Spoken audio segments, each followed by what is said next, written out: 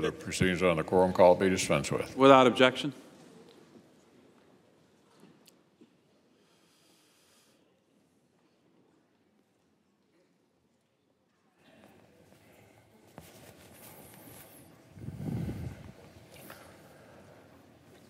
Mr. President. Minority Leader.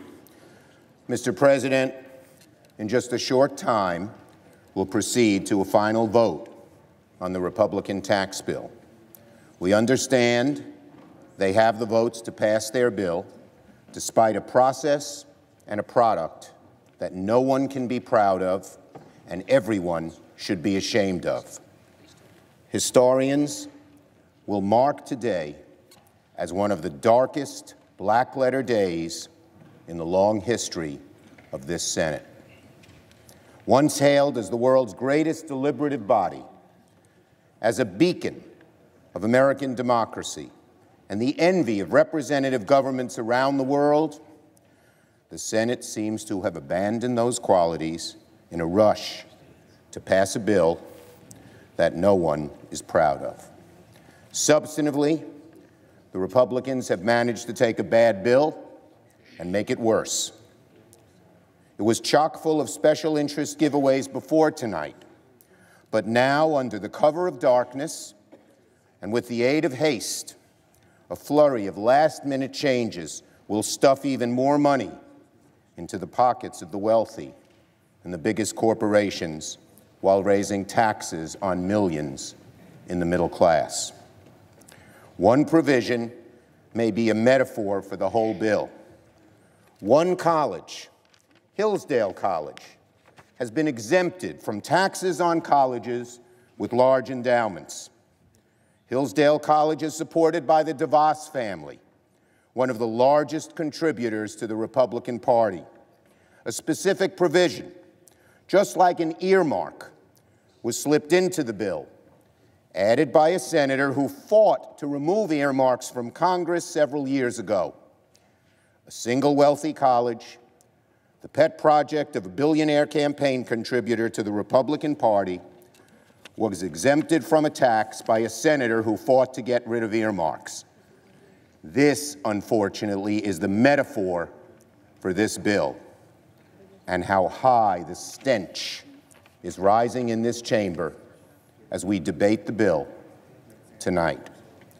In my long career in politics, I have not seen a more regressive piece of legislation, so devoid of rationale, so ill-suited for the conditions of the country, so removed from the reality of what the American people need. Working people in this country are struggling. Corporations and the very wealthy are doing great. There is no reason for rushing through a tax break for millionaires and billionaires, paid for by pilfering the pockets and the health care of middle-class Americans. Millions of middle-class families will get a tax hike next year, and millions more thereafter because of this bill.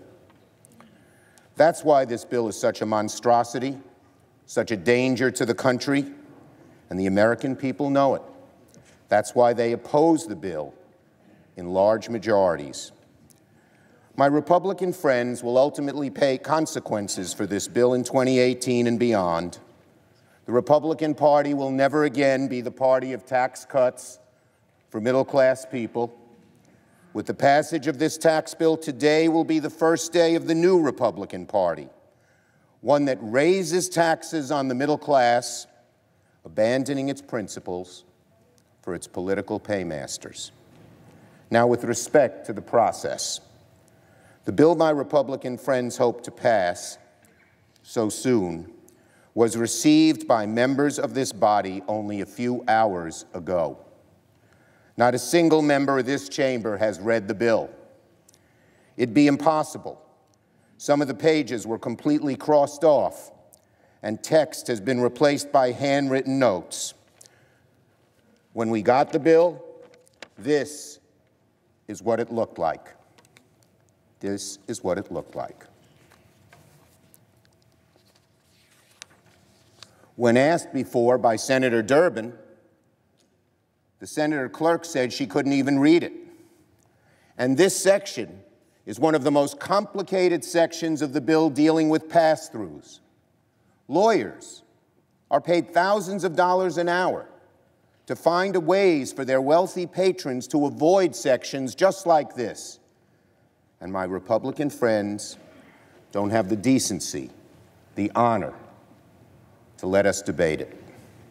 Senator McCaskill was the first to discover a list of proposed amendments was circulating among lobbyists. My Republican friends allowed lobbyists to see amendments and likely the text of this bill before their fellow U.S. senators. Mr. President, there is no score of this bill by the Joint Committee on Taxation. There will be no analysis of how American businesses and taxpayers fare under this bill, how high taxes go up or go down, if the economy grows or shrinks, if it creates jobs or loses them.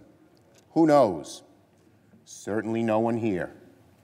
No one could know, because it hasn't even been read, let alone thoughtfully considered. I remember a few years back when my Republican colleagues gleefully scolded us to read the bill because the Affordable Care Act was a lengthy piece of legislation. And that bill was available for days before anyone had to vote on it. With this stunning deception, with this reckless ramrodding of a bill, Republicans Republicans are reaching heretofore unreached heights of hypocrisy, and the Senate is descending to a new low of chicanery. Read the bill? They're still writing it by hand, mere hours before voting on it. Is this really how Republicans are going to rewrite the tax code? Scrawled like something on the back of a napkin, behind closed doors, with the help of K Street lobbyists?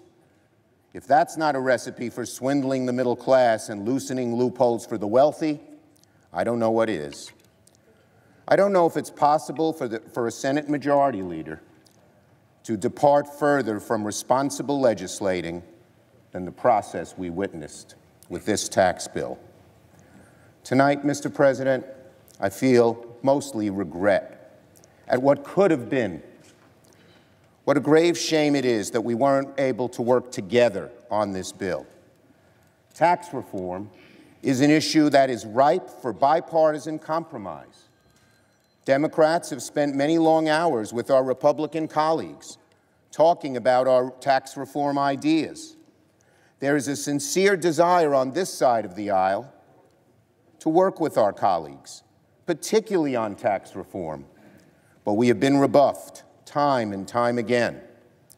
Even under these difficult circumstances, Senators Coons and Warner and Bennett, Manchin, Heitkamp, Donnelly, McCaskill have tried in good faith to convince our Republican colleagues to sit down and talk to us. We've tried to convince you all that we want to join you in tax reform, to have a real debate befitting this august body.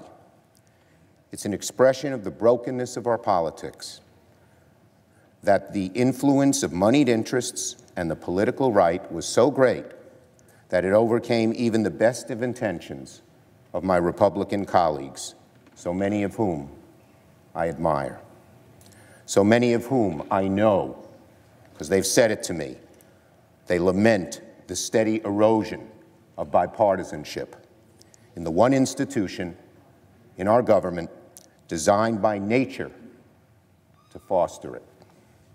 I salute my friend, the senator from Tennessee, for standing fast by his principles and having the courage of his convictions.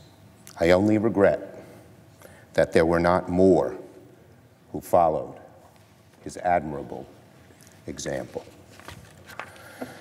After a divisive and draining battle over the future of health care, we could have moved the Senate back towards sanity, bipartisanship, compromise.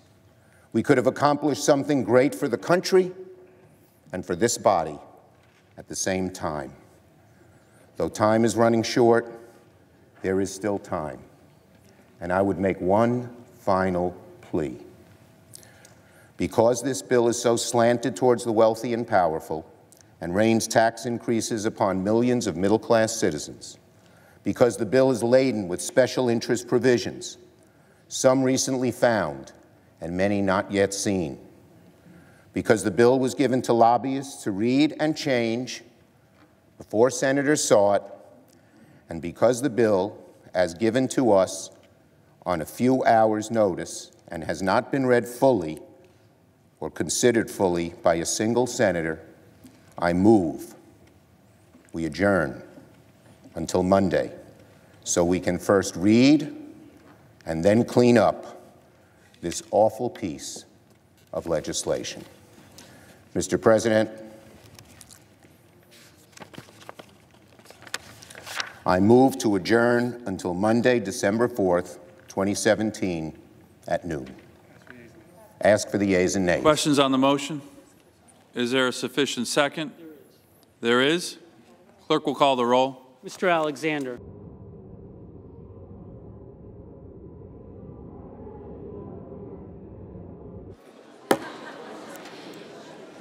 The yeas are 48, the nays are 52. The motion is not agreed to.